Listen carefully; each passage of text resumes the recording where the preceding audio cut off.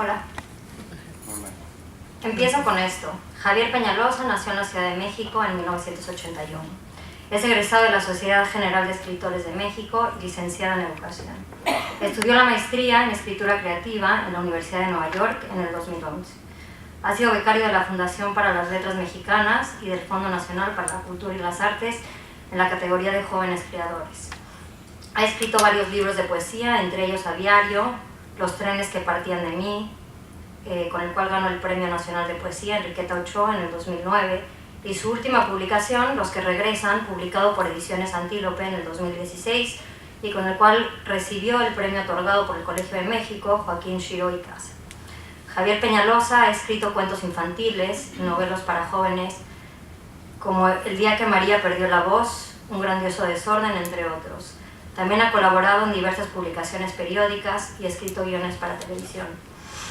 Una vez dicho lo anterior, me permito decir que Javier no se esconde detrás de las palabras.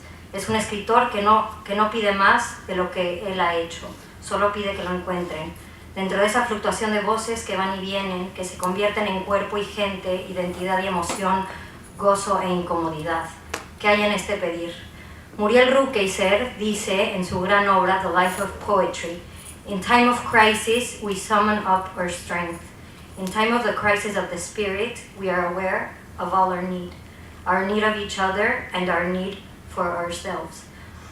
Hay que mirar, nos ruega, yo sé que nos ruega, más, de otras maneras, con más ternura, dolor, con más rabia, sin saber qué se está sintiendo, viendo. Para poder hablar hay que escuchar, y cae sobre mí, pesada e inevitable, la pregunta: ¿cómo vivió él en esta ciudad tan tremenda con pecho abierto? Lo cito: ¿cómo y hacia dónde tenemos que mirar? ¿Qué lenguaje necesitamos para que la inocencia que creíamos perdida aparezca? ¿Qué podemos hacer para que agua, ideas y personas puedan regresar? Y digo, yo regreso. A ver, leyendo su último libro en el avión de venida a Nueva York hace un par de días, había una complicidad, un lenguaje compartido, claridad tan contundente que no me dejaba ver.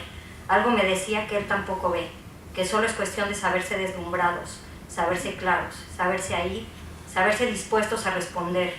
No lograba pasar más de unas cuantas hojas sin tener que poner el libro en mis piernas para reunir el valor necesario para avanzar unas hojas más. Me decía a mí misma, Javier regresó a este libro hasta terminarlo, yo tengo que regresar. Yo no sé dónde encontró Javier esa voz. Tiene la capacidad de inundar a la Ciudad de México. Ansío regresar a mi ciudad para manejar por el viaducto y quedar atascada, tener que salir por las ventanas, ahogarme si hace falta, ver cómo todo flota, cuerpos, voces y latas de Coca-Cola. Regresar al lago, a la comunicación, a la mirada, pero sobre todo a la fe.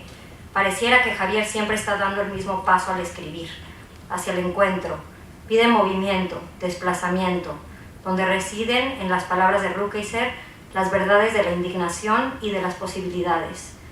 Hace unas décadas, Adrienne Rich decía, con la urgencia característica de esas voces: "We need poetry as living language, the core of every language, something that is still spoken, aloud or in the mind, muttered in secret, subversive, reaching around corners, crumpled into a pocket, performed to a community, read aloud to the dying, recited by heart, scratched or sprayed on a wall, that kind of language."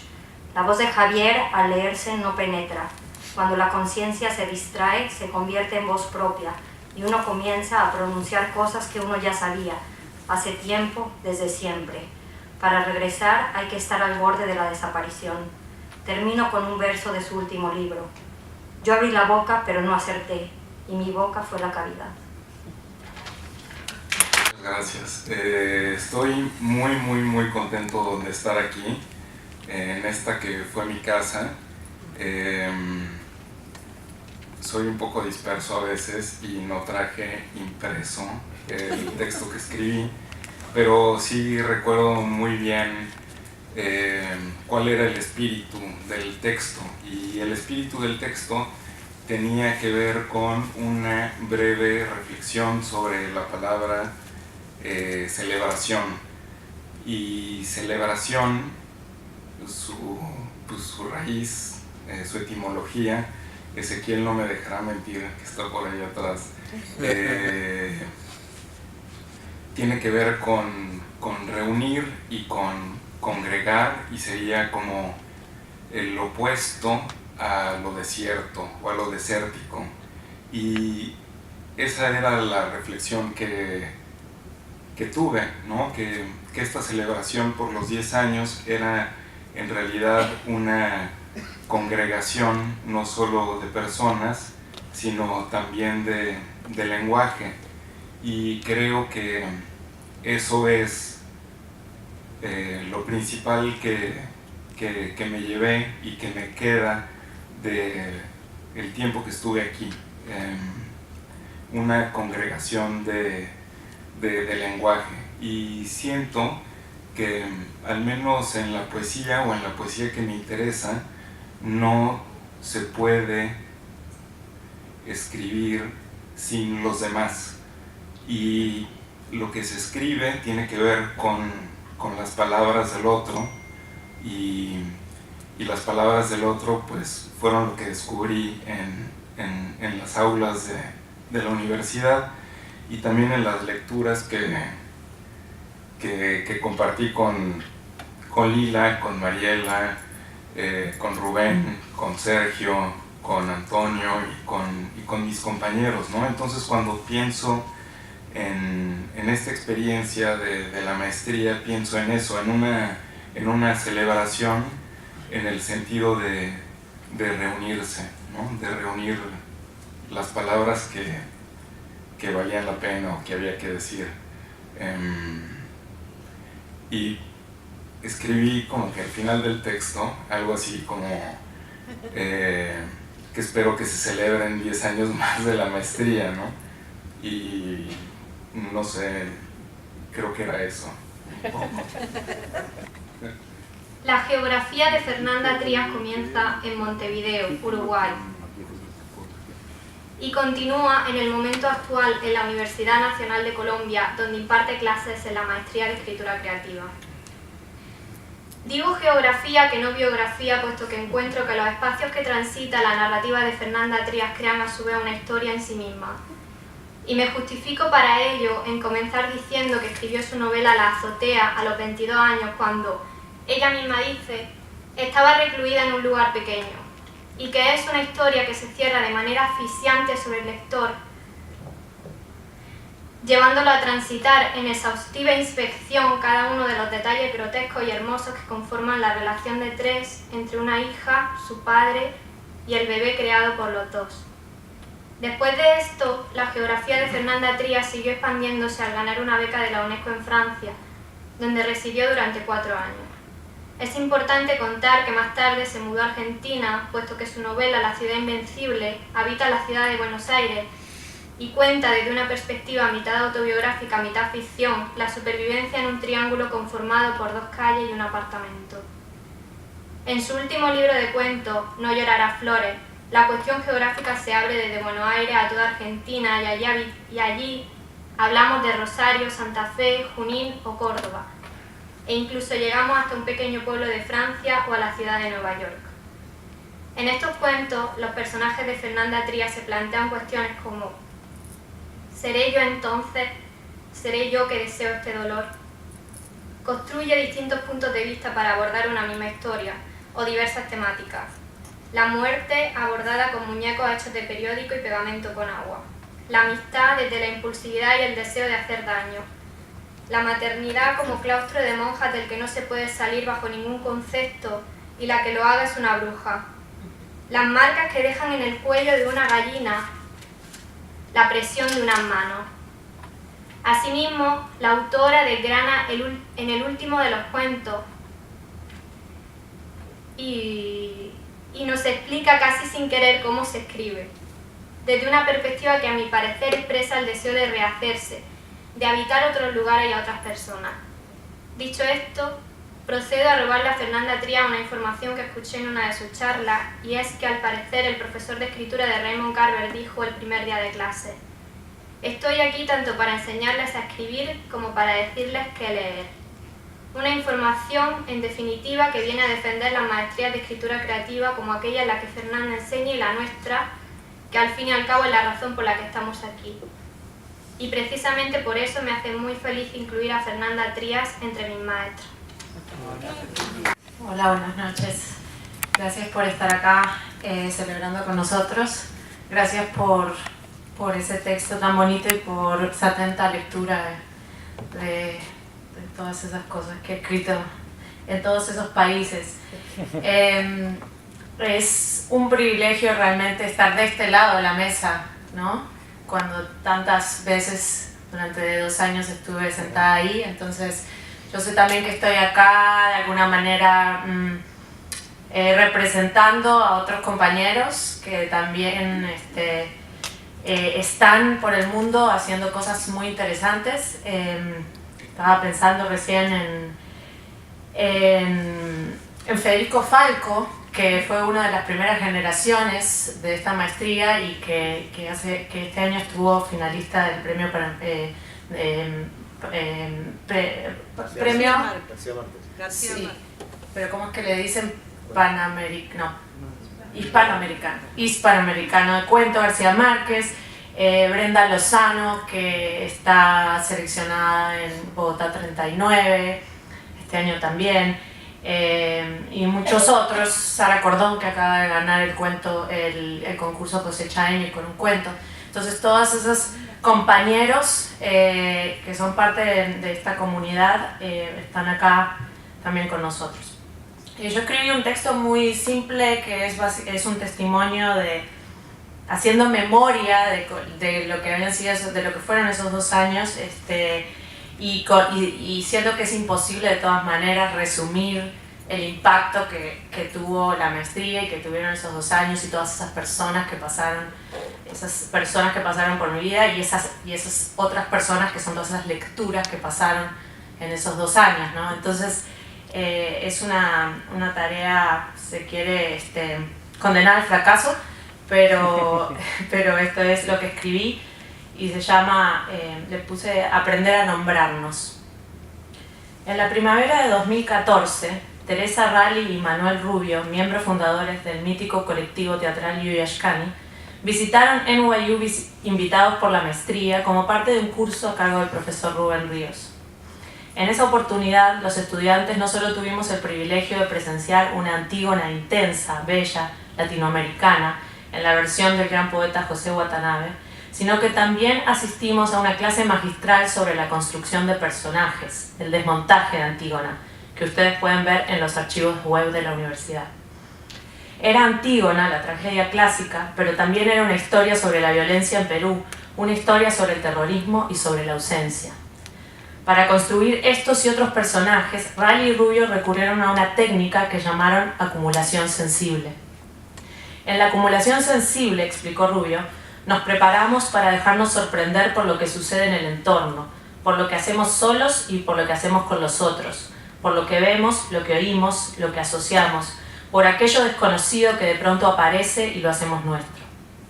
Y ahora que lo pienso, ahora que me preguntan cómo describiría el impacto que tuvo la maestría en mi oficio, que es la escritura, y en mi vida, solo puedo pensar en aquellas palabras, un efecto que operó por acumulación sensible. Hay momentos que nos marcan, que se vuelven inolvidables en la piel fina y quebradiza del recuerdo.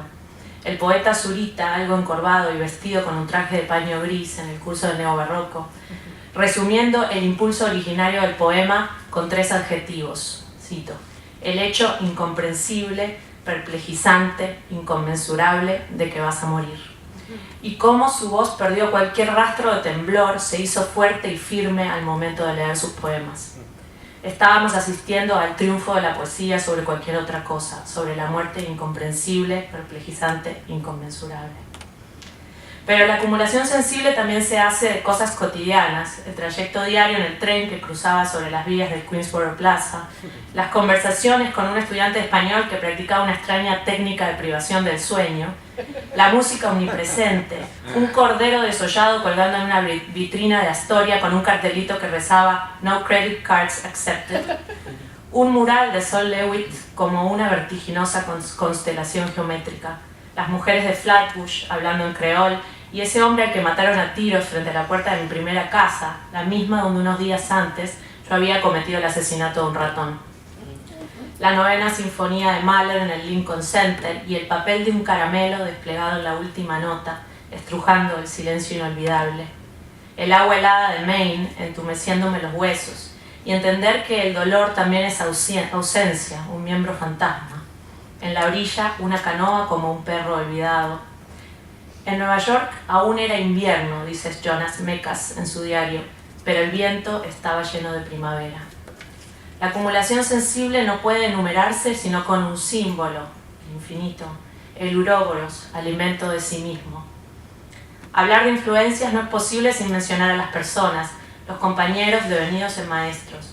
Cada uno había llegado de lejos con su imaginario, su tradición literaria y su lengua para conformar una comunidad marginal en el centro de Nueva York.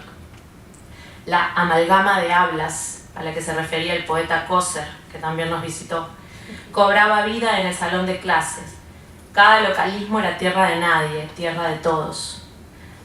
Cito a Coser: las palabras se internacionalizan, se vuelven aldeas globales. Lo moderno ahora es hablar Babel. La ciudad entera hablaba Babel, aunque la literatura hablara siempre el mismo idioma. Solo se puede escribir de amor o de muerte, dice Coser, pero el amor es muerte repetida a diario. Sergio Chafik nos abrió a la lectura de algunas de las nuevas voces más interesantes de la narrativa iberoamericana. Autores como Juan Cárdenas, Mercedes Cebrián, Valeria Luiselli, Lina Meruane y Patricio Pron dialogaban con representantes ya indiscutibles del canon literario Lado B: Mario Lebrero, Mario Bellatín, Sergio Santana, Jorge Barombiza, Felisberto Hernández y otros. La horizontalidad entre obras recientes y obras legitimadas ayudó a implosionar las nociones acartonadas de lo que debía ser la literatura y abonó el terreno para la experimentación formal. Imbuida de ese espíritu, comencé a escribir una crónica sobre mis años en Buenos Aires, a partir de un encargo de la escritora Lina Meruane para su colección de Brutas Editoras. Bienes Muebles, que luego se publicó en España y en Uruguay como La Ciudad Invencible, fue el resultado de ese experimento, una novela que exploraba el cruce de géneros a medio camino entre el diario, la ficción, la viñeta y la crónica. También de esta época son los cuentos más experimentales del volumen No soñar a flores. Lo que Sergio Chafik y el resto de los profesores de la maestría parecían estar afirmando, como respuesta a la controversia de si se puede o no enseñar a escribir, es que se puede ofrecer el input necesario, generar el espacio de libertad creativa que propicie la eclosión. Vuelvo a la definición de Rubio sobre la acumulación sensible. Cito: dejarnos sorprender por lo que sucede en el entorno, por lo que hacemos solos y por lo que hacemos con los otros, por lo que vemos, lo que oímos, lo que asociamos, por aquello desconocido que de pronto aparece y lo hacemos nuestro.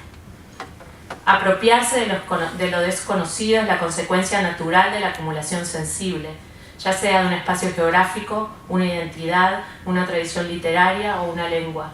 Yo tuve que apropiarme también de mis propios textos, con la guía indispensable de mi directora de tesis, Yamela Tit, que me impulsó a reflexionar sobre mis materiales simbólicos, sobre los signos políticos que permean la escritura, sobre los sistemas de poder en los que, como escritora, mujer y latinoamericana, estoy inscrita. Apropiarme de mis antiguas, como diría Yamela: María Luisa Bombal, Josefina Vicens, Marosa Di Giorgio, Sara Gallardo, Clarice Lispector, Elena Garro, Carmen Ollé, María Virginia Estensoro, así como de mis contemporáneas. Aprender a nombrarlas para también nombrarme a mí. Gracias. Una de las ideas más importantes que Elaine Scarry presenta en su libro The Body in Pain es la imposibilidad de representar la interioridad del cuerpo. No es posible figurar en el lenguaje lo inconmensurable de una sensación física, sobre todo cuando se habla del dolor o de la enfermedad. El lenguaje colapsa. Sin embargo, las escrituras están, y la materialidad del cuerpo hace su aparición en lo que podría llamarse una artesanía de la palabra. Es este el ámbito en el que orbita el trabajo del escritor venezolano Javier Guerrero. Tanto sus textos académicos como su escritura literaria dan cuenta de las posibilidades creativas de la palabra para hablar del cuerpo enfermo, de las biopolíticas que administran las intensidades afectivas y sensaciones físicas con las que lidiamos y de las que nos servimos día a día. Podría referirme, por ejemplo, a libros suyos como Tecnología del Cuerpo, Exhibicionismo y Visualidad en América Latina del 2014, o a su trabajo como editor en el libro Excesos de Cuerpo, Relatos de Contagio y Enfermedad en América Latina del 2009 y Relatos Enfermos de 2015. Al mismo tiempo, su primera novela, Balnearios de Utopía, del 2010, entra también en este largo recorrido a través de la inconmensurabilidad del cuerpo que duele. Esta es una novela en donde lo corporal desborda, excede, y por tanto los artefactos narrativos entran en crisis para dar lugar a espacios en donde la materialidad se vuelve perceptible. Javier realizó el doctorado en NYU y recibió su licenciatura en la Universidad Central de Venezuela. Antes de venir a Estados Unidos, trabajó como presidente de la Cinemateca Nacional en Venezuela y participó como curador de más de 25 festivales de cine. Actualmente, él es el profesor en el Departamento de Español y Portugués en Princeton University y se encuentra trabajando en dos proyectos nuevos: Synthetic Skin on Dolls and Miniature Cultures y The Cinema of Cruelty. Con mucha alegría y admiración, Javier, te damos la bienvenida y te agradecemos por tu presencia. Gracias. Escribí un texto un poco en otra dirección. Eva. La mujer de la fotografía es mi mamá. No sé qué hacía entonces, ni quién disparó la cámara. Puede que mi papá, pero lo dudo. Es una foto que aprendí a ver sin voluntad. La observo como si pudiera leer en ella una historia.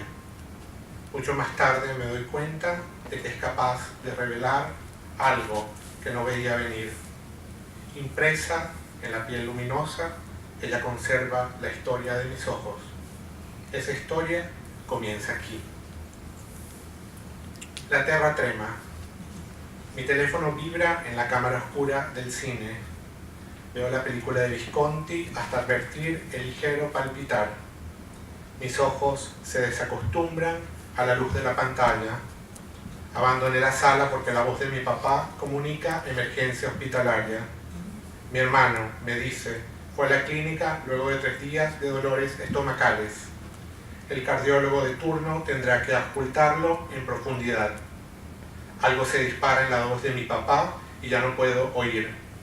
Mi hermano ha descubierto que su dolencia se debe a un corazón que se infla como un globo. Un corazón que quiere salirse por la boca. Mi boca, en cambio, permanece muy cerrada y camino, más bien corro, por ese pasillo largo. Con descuido me enredo en unas lianas amarillas que cuelgan a la salida del cine. Mi corazón vibra. Llego a casa. Recuerdo que la llave que necesito está en la muñeca de mi hermana, en ese espacio secreto que todos convenimos. En el pecho de la muñeca abrimos un agujero y allí depositamos la llave maestra. La operación es sacarla cuando la necesitamos y enseguida devolverla a su lugar para no olvidarla. Mi hermana murió a los 6 años. Su corazón traía un defecto de fábrica y poco a poco se desaceleró. Era gemela, mi otra hermana había muerto al poco tiempo de nacer. Su corazón explotó al cumplir 6 meses. Mi hermano espera y su corazón hace tic-tac, tic-tac. Hablo con él, menos adolorido pero con respiración pastosa. Recuerdo que aún llevaba la cinta de la emergencia anudada en la muñeca. Sus siglas escritas, JJ. Entonces las noches cambiaron. Mi madre acompaña a mi hermano y recuerdo de nuevo a la muñeca. Esa vez una más grande. Una muñeca que mi mamá compró para que mi hermana no se diera cuenta de que volvía a las altas horas de la noche a la cama de mi papá. La muñeca era larga, de piernas pálidas y abundante pelo. Mi hermano ahora tiene una de verdad a su lado. Mi mamá ya no podrá engañarlo. Duermen juntos, arrullados por el latido desacompasado de su corazón. Listos para el viaje, se internarán en Brasil, volarán a Curitiba. Allí los espera el especialista en corazones descomunales, el doctor R. Mi hermano me llama y describe una clínica selvática, tubos de sangre tramados por raíces y troncos, pájaros disecados y flores sedosas. El hilo de teléfono nos une y se tensa. Me despido. Siento el trancazo en una décima de segundo. El teléfono vibrará de nuevo. El doctor dice que su corazón se desvaneció. Ya JJ no vive. Murió de golpe. Su corazón se descompuso al tratar de adelgazarlo. Recuerdo todavía el aviso fúnebre. Falleció en Curitiba con V de Victoria. Como si con la palabra pudiéramos curarlo. Como si después de la muerte aún hubiera una mínima posibilidad de cura y vida. Me senté en la cama y pensé en mis 3 hermanos muertos. Mientras tanto, quedamos 3. El mayor está fuera, el menor se sienta en la cama a llorar a nuestros muertos queridos y su corazón comienza a palpitar descompasadamente. Tic-tac, tic-tac. El cuerpo llega de Brasil con un agujero en el pecho. Llega como equipaje sin corazón. Al enterarse de la muerte de mi hermano, mi abuelo salió de la casa. Como desorbitado, buscó en el horizonte algo inexistente. Un viento inesperado lo derribó. Un viento rarísimo que no podemos explicar jamás. Una brisa que lo mató de golpe. Mi familia comenzó a hablar muy bajo. En voz baja saqué las cuentas de mis muertos. Cuaderno de contabilidad. Sumo. Mi hermano M murió del corazón. Su gemela L murió también del corazón. JJ murió del corazón. Mi abuelo murió cuando un extraño viento lo derribó. Su corazón se detuvo de inmediato. Enterramos a mi hermano. Bajo tierra yace sin corazón, con un hueco en el pecho. Soñé que la tierra entraba en su cuerpo, pero no podía ocupar el cuenco vacío. Me desperté en la noche preguntándome dónde estaría su corazón. Dije que cuando JJ murió, D, mi hermano menor, se sentó a llorar a nuestros muertos queridos y su corazón palpitó. Sintió el pinchazo. El corazón de mi hermano menor también falla. No espero a que la tierra tiemble de nuevo. D ha desarrollado la misma enfermedad de mis otros 3 hermanos. Viaja en silla de ruedas al norte. Casi sin respiración llega a un hospital. Un ejército de doctores atraviesa el corazón con un tubo plástico y comienza a bombear aceleradamente. Todos muertos o enfermos, menos nosotros 2. D sobrevivirá. Lo digo mientras veo los retratos de mis 3 hermanos muertos. Lo digo mirando las fotos descoloridas de todos mis hermanos. Descorazonado, camino sin rumbo. Caracas está trancada. Atravieso una calle y un cartel se cae de un poste. Camino sin calma. Camino y atropello a quien me topo por delante. Camino y camino sin capacidad de frenar, de detenerme como el corazón de JJ. Camino y los carros ni siquiera se mueven por la cola bestial, por el infierno caraqueño. Camino y camino, mi corazón se acelera, pero no explota ni parece estar en peligro.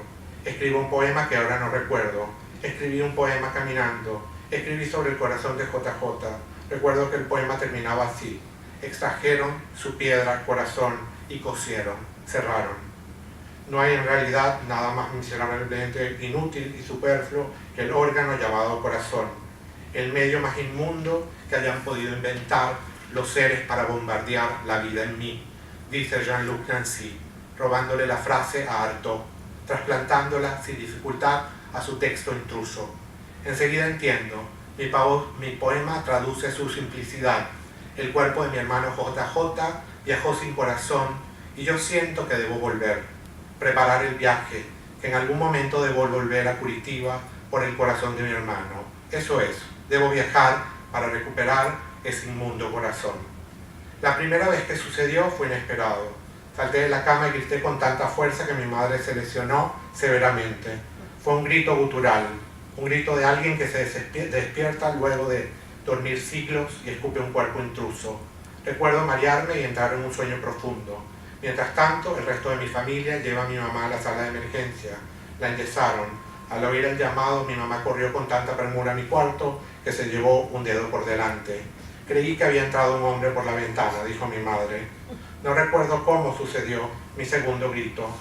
No fue leve, pero jamás lo compararía con el primero.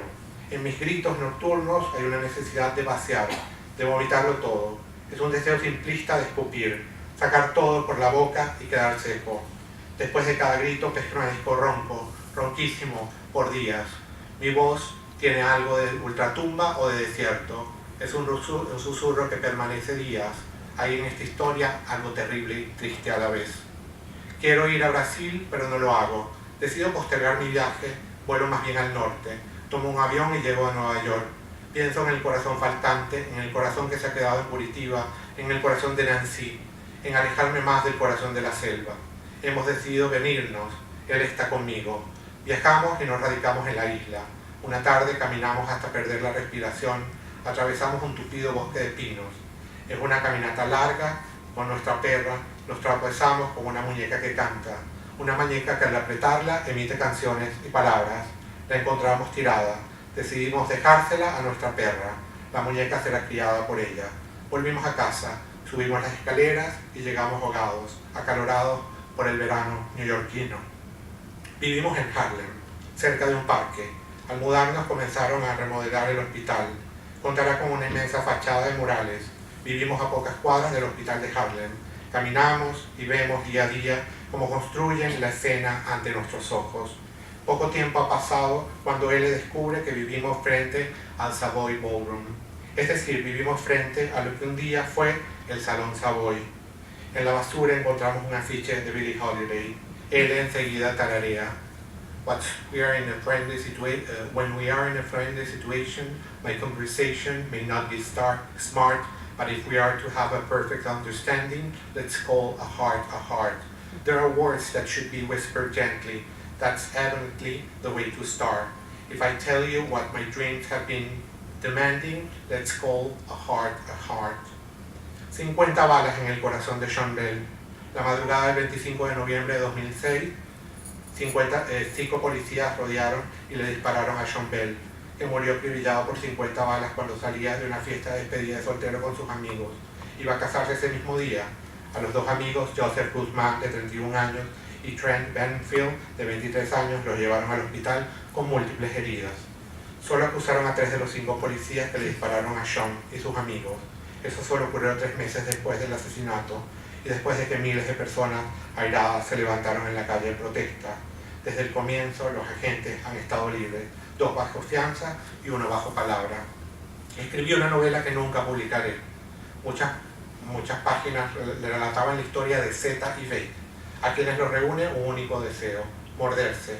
Desde que se conocieron, sintieron el impulso irrefrenable de masticarse.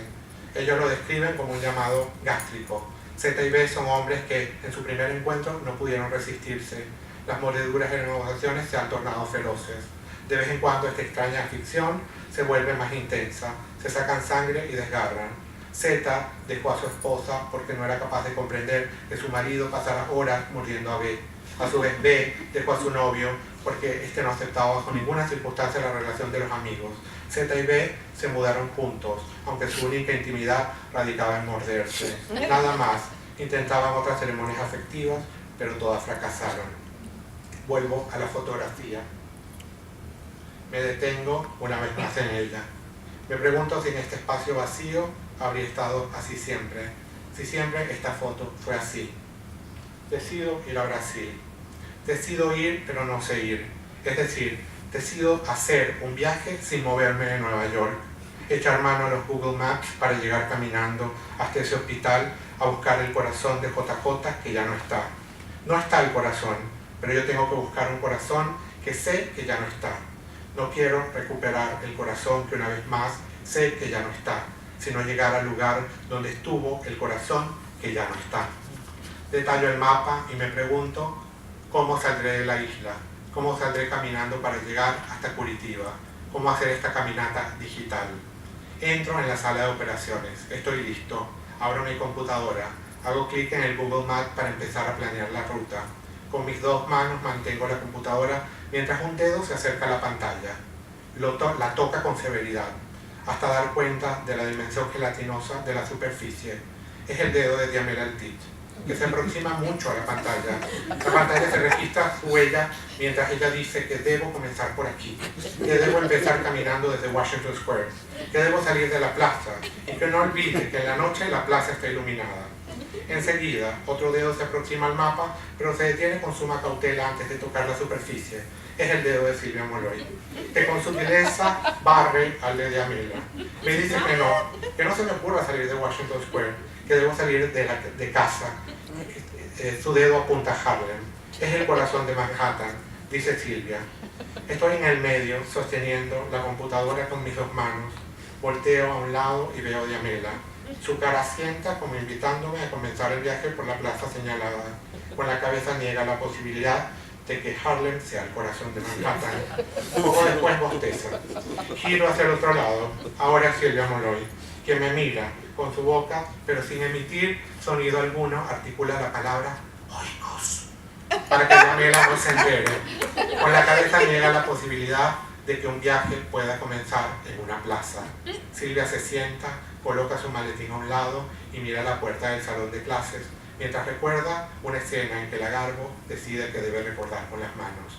Diamela ocupa su propio puesto, mira a Silvia mirar la puerta del salón de clases y piensa en la metalización del mundo. Las huellas de su dedo en una pantalla le generan una idea. Ha nacido una novela de Diamela Elty. En este momento es el momento de pulsar el botón. Tengo que hacer clic en alguna parte de Google Maps para empezar el viaje a pie. Mi viaje a Curitiba. Vuelvo a la fotografía y luego de verla digo por última vez, esta historia comenzó aquí.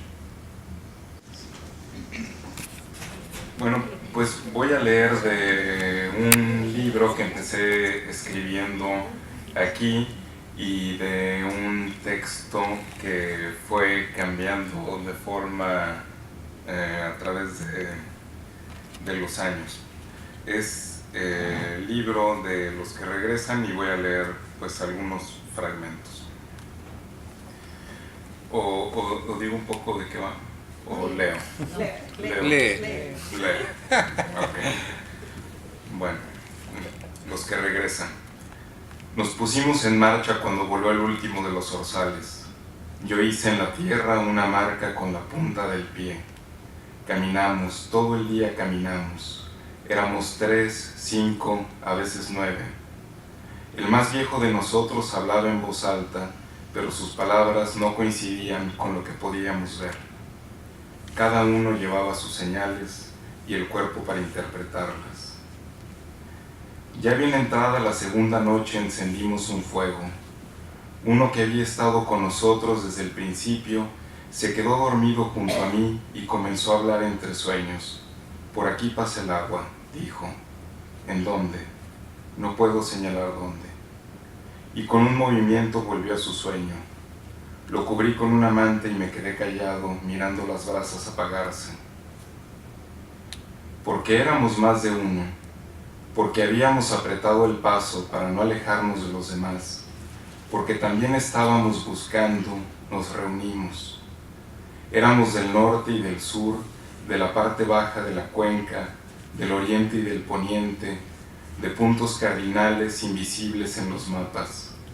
Porque todos, de alguna manera, veníamos del horizonte, nos reunimos.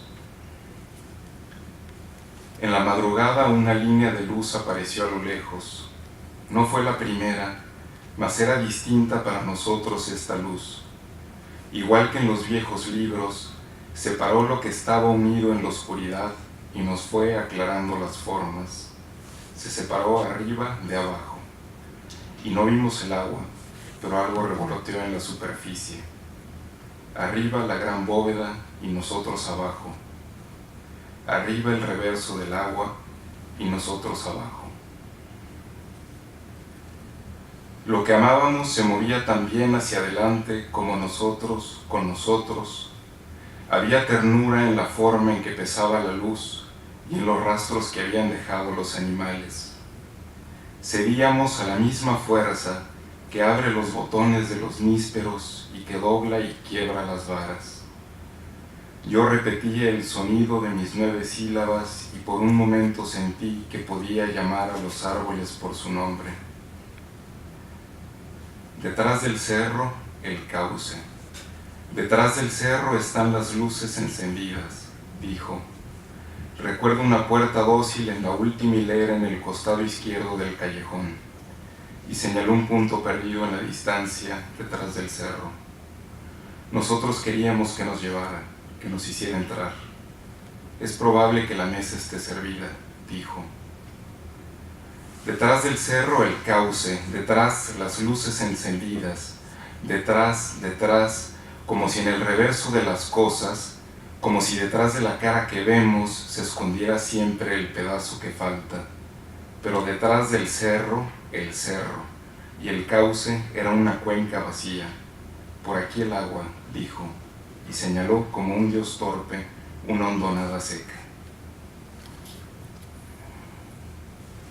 Los paisajes no conservan lo que sucede en su extensión. Un cauce no guarda el agua corriente del río, las piedras no retienen los musgos, no guardan el vuelo de los pájaros que pasan, no acumulan las sombras. Nosotros queremos llegar al lugar que nos llama, pero seguimos un camino trazado en la memoria y nuestra línea recta es espiral. Con los zapatos muy pesados, con el cuerpo como una punción, bajamos por el cauce. Pero los paisajes también conservan lo que sucede en su extensión. También las piedras guardan el fuego y a fuerza de agua o viento se pulen. Si los animales duermen ahí, si ahí crece un cardo o madura una fruta, si un grupo de personas atraviesa el cerro en la madrugada, el territorio como una vasija se va llenando hasta que ya no puede contener y se derrama.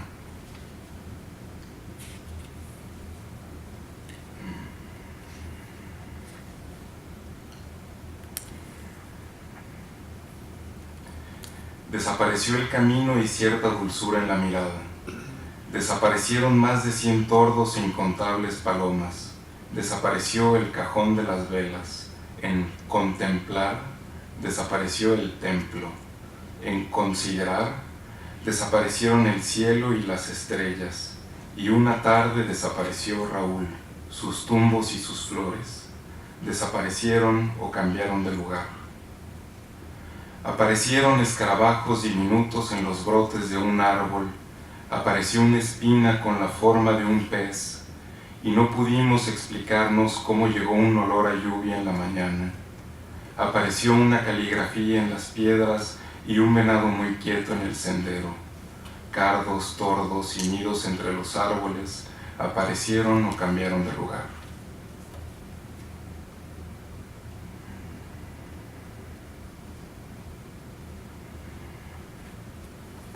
El de Remedios tomó la palabra.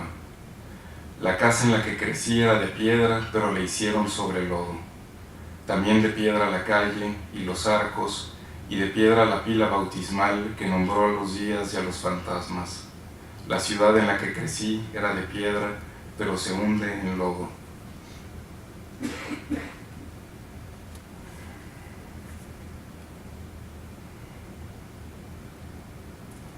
Todas las islas van a hundirse, el agua va a subir, las islas van a hundirse, no hay agua. Paciencia, las islas van a hundirse, los flancos, las pequeñas playas que se forman en la orilla, todas las islas van a hundirse, dijo. ¿Qué es una isla?, pregunté. Una isla es cuando no encuentras tus zapatos en la mañana. Una isla son palabras que no sabes cómo decir y parece que flotan, pero te están tocando la lengua. Una isla es el recuerdo de tu madre. Una isla es un lomo asomándose en el agua. No veo ninguna isla. Estamos sobre una isla, ¿no lo ves? Estamos flotando. Aquí no hay agua. Todas las islas van a hundirse. Todos los valles no van a arder. Van a hundirse con nosotros en el agua. Es un pedazo, es un fragmento de un cuento y no es el comienzo porque no sabría por dónde empezar, si por Washington Square o por Harlem. No me podría decidir fácilmente. Entonces, un fragmento de por ahí del medio. El cuento es el que le da título al libro No soñar a flores. Para no saltearme nada debería contar cómo empezó lo de los olores. Fue una semana después de la muerte de mi padre, al volver de Junín. Mala señal, no me animé a contárselo a nadie. Tampoco tenía amigos en Buenos Aires y supongo que eso habrá contribuido a lo que pasó después. Pero había 2 o 3 personas que veía cada tanto y también estaba mi hermano en Córdoba, con quien me escribía desde el locutorio. A nadie le conté lo de los olores. El caso es que llegué a Retiro por la noche, me tomé 2 subtes hasta Chacarita y de ahí el colectivo que me dejaba en la esquina. A pesar del cansancio, quise desarmar el bolso y ordenar los objetos de mi padre que había traído conmigo. Su celular estaba dado de baja, pero podía usarlo de alarma. Fue así que descubrí, justo antes de acostarme, que el teléfono aún tenía su olor. Claro que no era la primera vez que abría la tapita.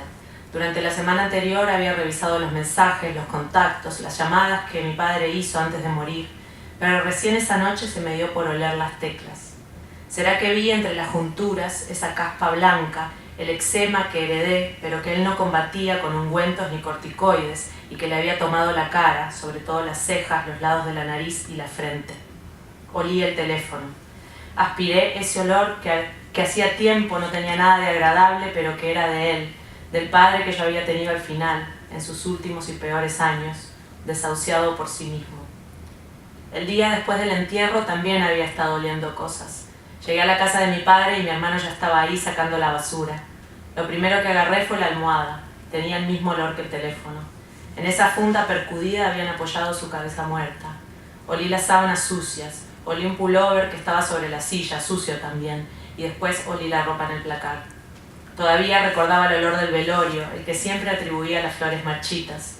Ahora sé que no son las flores las que huelen así. Ese olor pesado, empalagoso, es el olor del cuerpo muerto o de la sustancia que le ponen para que no se desinfle, no suelte lo que mantiene adentro gracias a 2 algodoncitos apretados en la nariz. Lo sé porque lo olí cuando nadie me miraba. Le olí la piel de la cara, lo único al descubierto entre esa mortaja esponjosa con voladitos que le pusieron. Y después, en un momento en que estuve sola con el ataúd cerrado, olí también las junturas de las maderas y toqué las tuercas doradas que atornillaban la tapa, aunque solo olían a metal helado.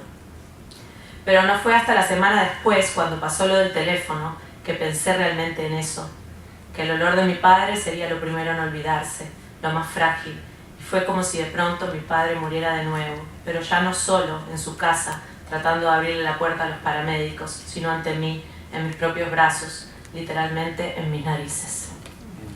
Hacerle una pregunta a cada uno de ustedes y le voy a hacer una pregunta distinta a cada uno y luego abrimos el espacio para conversar un rato. En el caso de Javier, yo pienso que en ti conviven 3 seres muy distintos.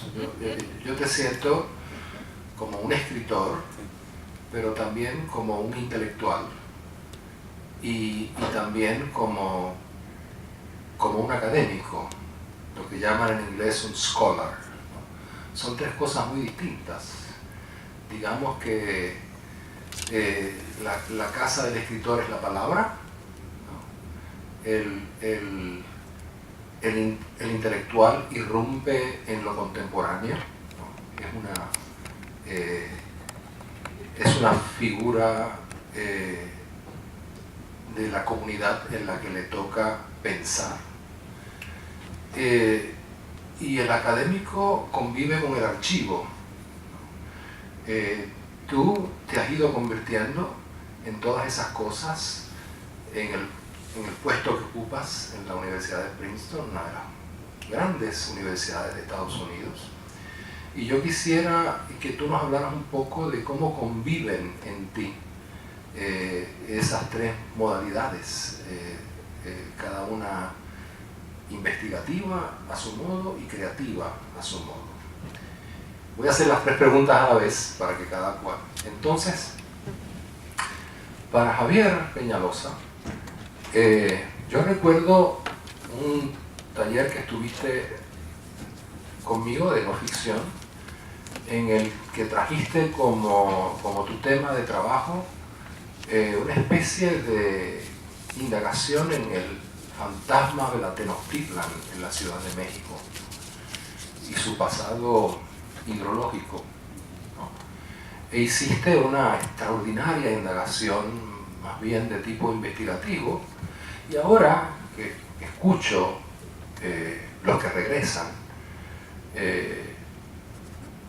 no veo nada de eso en el libro. Es como si hubiese ocurrido una extraña transmutación Y quisiera preguntarte, ¿qué queda del taller en lo que tú eres hoy como escritor? ¿Qué de tantas cosas que sentiste que tenías que escribir en ese momento se quedaron, ¿no? o mutaron? Háblanos un poco de ese extraño paso de la experiencia del taller a lo que termina apareciendo publicado como la obra final algún tiempo después. Y en el caso de Fernanda, Fernanda, además de ser la escritora prominente que todos conocemos y de la que leemos en la prensa de sus logros, se ha convertido en una profesora de talleres literarios. Tú decías al principio de la conversación que se sentía un poco raro estar del otro lado, acá en el King Juan Carlos, y te quería preguntar cómo se siente estar también del otro lado, en el interior del taller, y ahora que eres profesora del taller literario, ¿cuáles son tus pasiones? ¿Qué es lo que te moviliza en ese otro espacio en el que te desempeñas en la Universidad Central? No, la Nacional. En la Nacional, en Bogotá. Bueno, esas son las tres preguntas. Bueno, antes de responder un poco, tratar de responder, me gusta esta celebración con islas que desaparecen, colores de muerto, ¿no? Y contabilidades de muertos, ¿no? Que hemos armado además esta mesa involuntariamente. Y la pregunta de Rubén me gusta mucho porque, bueno, obviamente me lo he preguntado, nunca había pensado de tres, ¿no? Siempre me habían dicho dos, con dualismos, ¿no? Pero la idea de ser como un alien, ¿no? Que incluyo dos cuerpos más en mí, me interesa mucho. Y tiene que ver con algo que es algo involuntario, pero bueno, hay cosas que tienen que ver con algo también voluntario. Y ahora, antes de que empezábamos la mesa, estábamos hablando algo del neobarroco. Y lo primero que a mí me impresionó cuando empecé a escribir algo, y empecé a escribir poesía desde Venezuela, ya que me decían, bueno, tu gesto neobarroco, tu pulsión neobarroca. Y yo nunca me había dado cuenta de nada de esto, ¿no? No era nada voluntario. Es decir, que algo que pasaba en mí, que tenía que ver con la genealogía de lecturas y las ideas. En cuanto a mi trabajo, como que yo he sentido que cada vez, y me ha pasado algo que tiene que ver con lo involuntario, que la gente me dice que yo ficciono más en mis papers y en mis libros. Estoy empezando a ficcionar cada vez más hasta el punto que va ocupando casi todo el texto, lo cual también al principio me impresionó. Y creo que tiene que ver también con bueno, los espacios en los cuales uno convive, las comunidades en las que habita, no solamente aquí en Estados Unidos, sino también en Venezuela, en mi trabajo anterior, ¿no? Y en ese aspecto creo que, para hablar un poco de la maestría, ¿no? y el certificado para aquellos que hicimos el doctorado, era un espacio extraordinario, ¿no? Yo tuve además el privilegio, como queda claro con mi texto, de trabajar en el doctorado con Silvia Molloy, que era una figura además que podía de alguna manera desplazarse por todos, la fundadora de la maestría y al mismo tiempo la fundadora de la nueva etapa de este departamento. Y enseguida, el primer año, llegó Diamela Eltip, ¿no? A la maestría. Entonces era un estado de felicidad que yo no puedo además como referir o describir. Era la posibilidad de mezclar, contaminar, ¿no? El contagio estaba allí planteado. Entonces, de alguna manera me interesa a mí pensar en lo irreconocible también, pensar un poco cómo se van contaminando ambos espacios, o estos tres espacios también que tengo.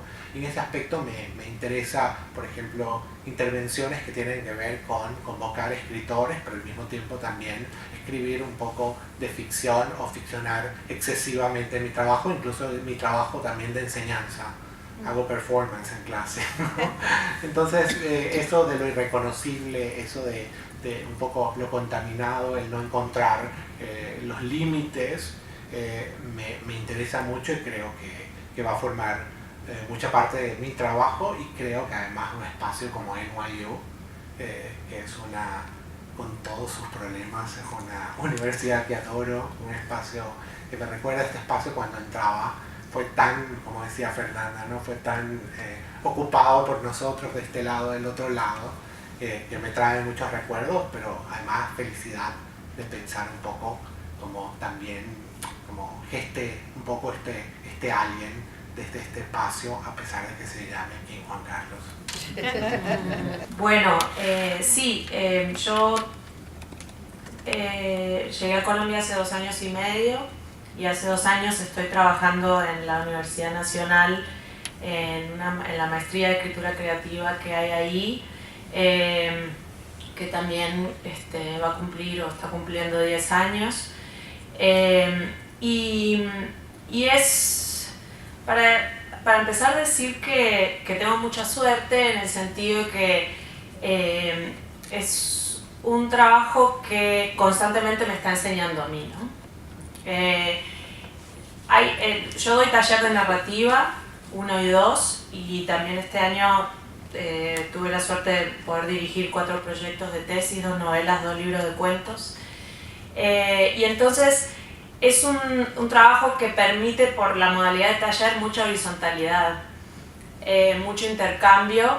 Estoy todo el tiempo recibiendo, y eso es increíble cuando uno puede trabajar de esa manera, en el sentido de que son personas que vienen de toda Colombia, que vienen de contextos muy distintos, no necesariamente de la literatura, incluso hay hasta médicos, no pueden venir de muchos lugares diferentes, y traen mucho para poner ahí, para aportar en esa discusión grupal. Son grupos muy pequeños, de 5 o 6 personas, y entonces, y luego hay como una cantidad de aprendizaje cultural, porque evidentemente Colombia es muy diferente a Uruguay, y estoy aprendiendo desde modismos, desde dichos, desde cosas vinculadas a la historia, a todo, ¿no? Entonces eso es fantástico.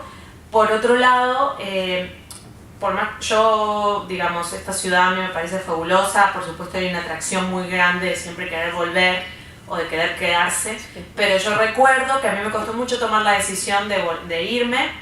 Incluso yo iba a hacer el OPT y al final renuncié, lo saqué y todo, y al final no lo hice, y fue porque yo tenía una pulsión muy fuerte de volver a Sudamérica.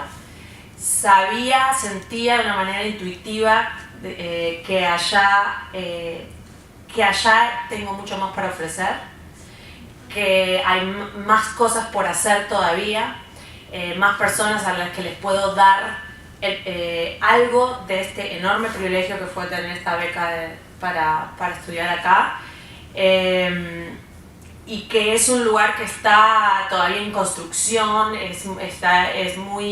se está transformando, están pasando muchas cosas interesantes allá a nivel de escritura, a nivel de todo, y entonces era un lugar donde yo quería estar, porque sentía que de alguna manera tenía que devolver parte de todos esos, de ese aprendizaje, y es un poco como encaro el trabajo en la maestría, ¿no?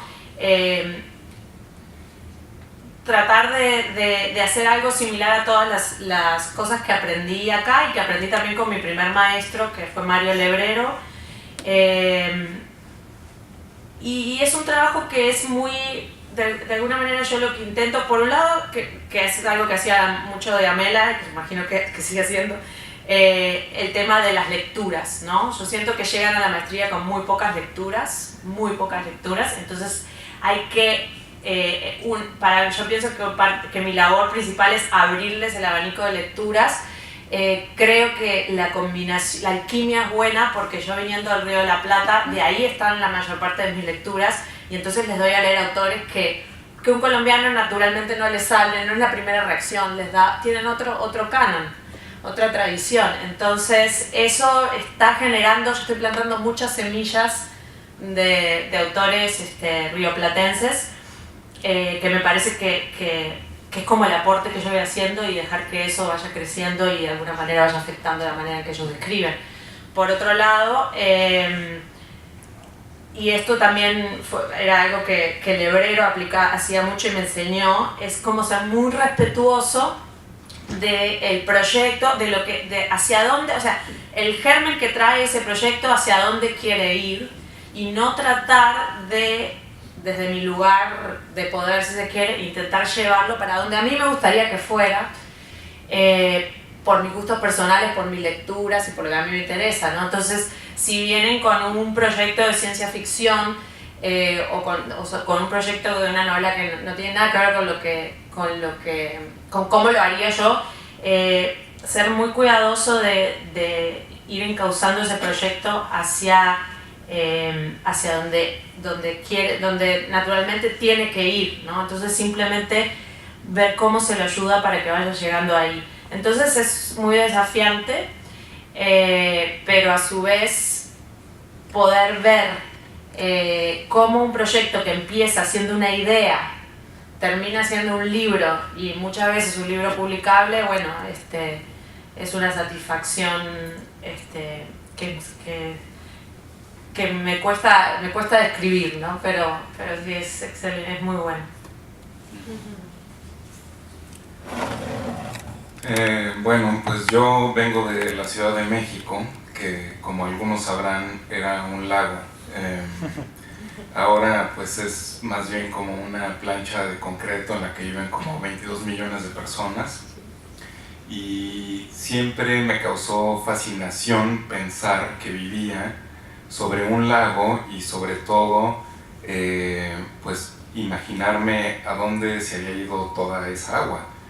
Pues quien haya ido a la Ciudad de México a lo mejor se encuentra atorado en el tráfico en La Piedad, que es el río La Piedad, pero ahora es pues la avenida La Piedad, o a lo mejor está en el tráfico también en Río Churubusco, que es otra calle, o a lo mejor está en Río Consulado, que es otra calle también, y metido en el tráfico, o a lo mejor alguno habrá escuchado de los terremotos recientes y cómo se vinieron abajo varios edificios que están pues sobre tierra que en realidad es casi fangosa.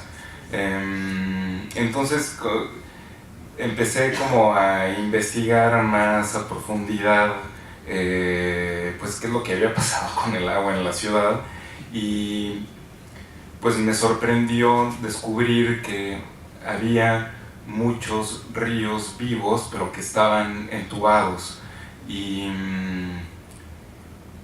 entonces empecé a pensar en la situación social del país y de todas las cosas que seguían vivas pero estaban enterradas o en tubos de concreto o en otros lugares más siniestros.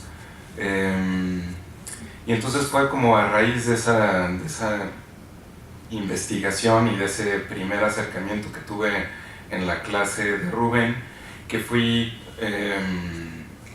pensando que lo que quería era hacer aparecer las cosas que ya no veía, porque sabía que de alguna manera seguían ahí, y porque sentía que muchas veces las cosas que uno cree desaparecidas no se ven porque no tiene uno la mirada afinada o dispuesta para ver. Entonces el ejercicio era más bien como tener la voluntad de la visión para que apareciera lo que ya no podía ver. Y en cuanto a cómo cambió la forma, pues me imagino un poco que cuando uno escribe, o cuando yo escribo al menos, me siento como un ciego que va como tentando el contorno de algo, y ese contorno o ese tacto está dado como en las palabras, ¿no? Entonces con las palabras y con ese tacto fui como adivinando los bordes de lo que quería decir, y pues fue cambiando, ¿no?